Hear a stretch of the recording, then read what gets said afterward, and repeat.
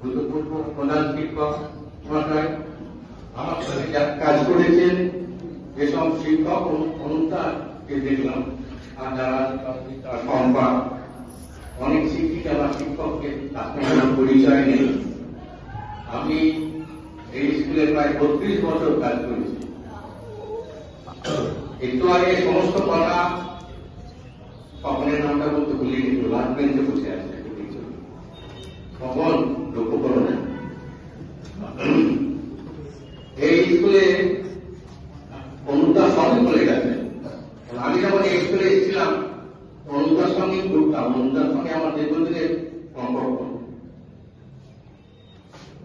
ডান দিকে দেখছেন দিদিমণি বা স্যাররা, এদের সবার সামনে দিয়ে আমি কাজ করেছি। এদের যে ফটোগুলো আমরা দেখতে ডাক্তার পাঁচ লক্ষ টাকা, আমরা যখন এখানে প্রথম এসেছিলাম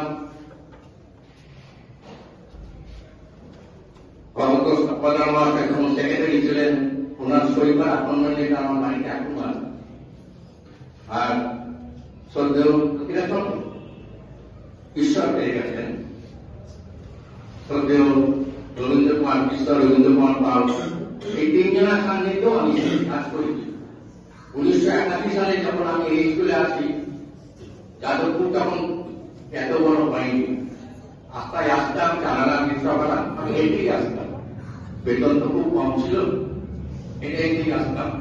সেই সময় স্কুলটা খুব সম্ভব 79-এ অনুদা বলতে বলে ভালো করে আপগ্রেডেশন হয়, ক্লাস 10 হয়। আমরা ওই 1 বছরের মধ্যে 6 জন টিচার জয়েন করেছিলাম, তার মধ্যে আমি আরো অনেকে জয়েন করেছিলেন, তার মধ্যে তো 3-4 জন দেখলাম আমার থেকে বয়সে ছোট, অসুস্থতার কারণে আসতে পারিনি। আমি অনেক দূর থেকে আসতাম, আমার বাড়ি হচ্ছে চুচুড়া, হুগলি ডিস্ট্রিক্টের সদর শহর চুচুড়া। চুচুড়া থেকে আমি রোজ এই স্কুলে কাজ করেছি এবং প্রায় 32 বছর আমি কাজ করেছি। আর স্কুলে বিভিন্ন অনুষ্ঠান সব জায়গায় আমরা কাটতাম, দুটো মাত্র পাকা ঘর ছিল, আর আমরা বসতাম ওখানে কিনের চাল বলানো, খুব কষ্ট হতো। যাই হোক, স্কুলের স্টাফ মানে অংশগ্রহণ করেছি, বিভিন্ন সময় বিভিন্ন জায়গায় গেছি। অনুভব একটা জিনিসে মিস করলো, বিভিন্ন জায়গায় আমরা ছেলেদের রাতে নিয়ে যেতাম। আমাদের মুর্শিদাবাদটা বলতে ভুলে গেছে, আমরা মুর্শিদাবাদেও ছেলেদের নিয়ে গেছিলাম।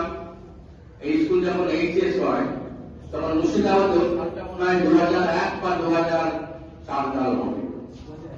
2001-এ আমরা মুর্শিদাবাদে গিয়েছিলাম, অনুষ্ঠান আমার সঙ্গে ছিলেন, আর গোপালবাবু তিনি চলে গেছেন, আর শিবাস মন্ডল ছিলেন, তিনি মাত্র নিষ্পনা করে থাকেন। স্কুল আস্তে আস্তে অনেক বড় হয়েছে। 2013 প্রায় 32 বছর কাজ করেছি।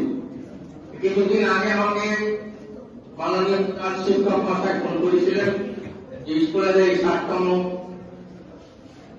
উৎসবে আসতে হবে।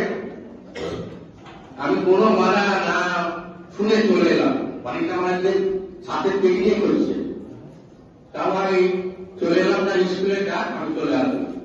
আমাকে যে যখনই দেখেছে আমি চলেছি, যদি শরীর সুস্থ থাকে ভগবানের কৃপা এখন ঠিক আছি। আর এখনকার আমার কি বলবো, যেসব ছাত্রছাত্রী আছে তাদের উদ্দেশ্য বলছি,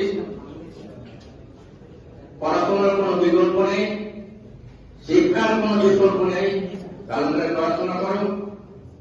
যারা তোমাদের শিক্ষা দান করছেন তারা সবাই তোমাদের ভালোবাসেন এবং পুত্র বা কন্যা শোনে। স্কুলের আদর্শ ব্যক্তি হোক। এবং এই অনুষ্ঠানে আমাকে ডাকার জন্য এই বিতরণ কর্তৃপক্ষকে আমার তরফ থেকে অশেষ ধন্যবাদ জানাচ্ছি।